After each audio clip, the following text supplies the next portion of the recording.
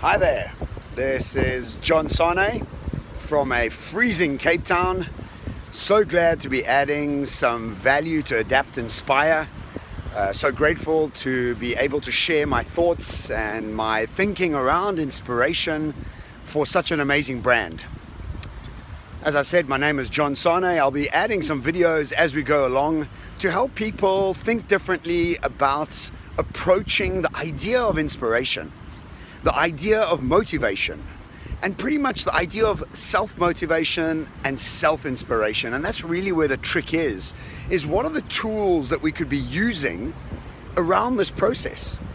I help organizations and governments around the world understand the future, but what I've realized in recent times, if they don't have the right internal dialogue, no matter what I do and how well I explain the future and the roadmap to it, when you don't have that internal dialogue that allows you to wake up excited about approaching whatever topic it may be, you fall short. So I've been diving deep into understanding the psychology of inspiration. I've written a book about it, and I wanted to share some of the thoughts with you. And so I'm going to share just 2 thoughts today. And as these video series go on, we'll start sharing more and more and more. And I thought the most important aspect of self-motivation and inspiration should always start with what mechanics are we using to make decisions? And by that I mean, are we using our head or are we using our heart?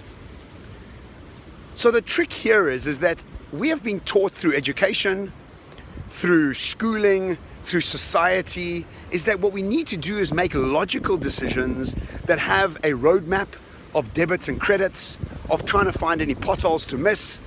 And this idea always allows us to make logical decisions. What I've realized is that people that are self-inspired, that are self-motivated, make decisions from their heart. What leads them is what makes them most excited.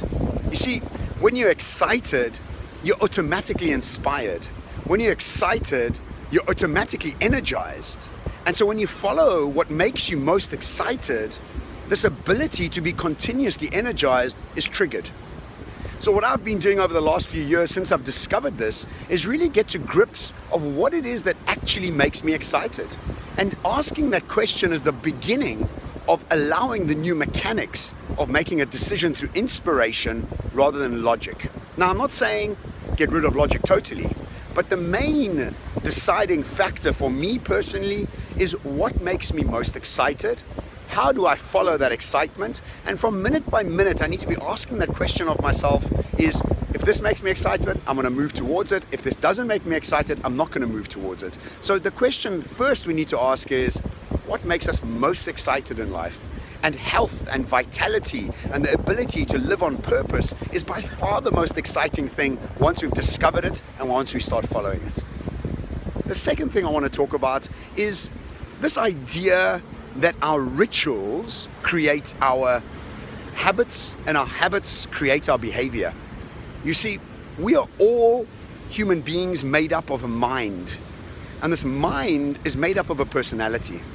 This personality is made up of our behaviors, the behaviors are made up of our habits, and our habits are made up of our rituals. This is pretty much what we're made up of. When you wake up in the morning and for the first 10 seconds, you can't remember who you are, and then all of a sudden you become reminded of your personality, your behaviors, your habits, and your rituals.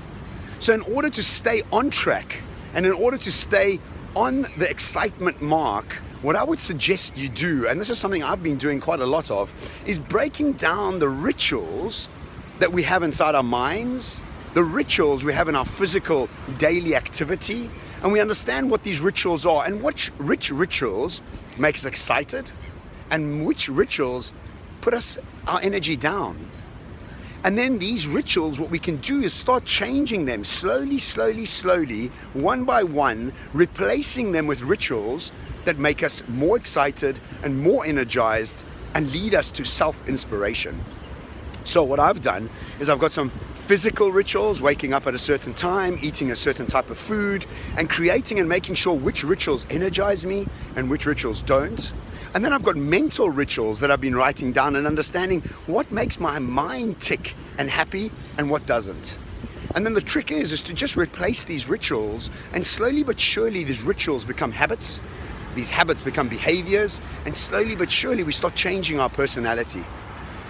I hope you've enjoyed both of these sort of tool sets. One, to follow your highest excitement rather than just always logic. And secondly, understand that rituals are the beginning of us understanding how to change our behaviors, habits, and our personality. I think self-inspiration is by far the most important thing we could be doing as human beings. We don't need to always be going out to look for inspiration and motivation, and these tools need to be practiced, and I'll be touching on them as we move forward through this series. Hope you have a wonderful week. I look forward to chatting to you again. Ciao from Cape Town.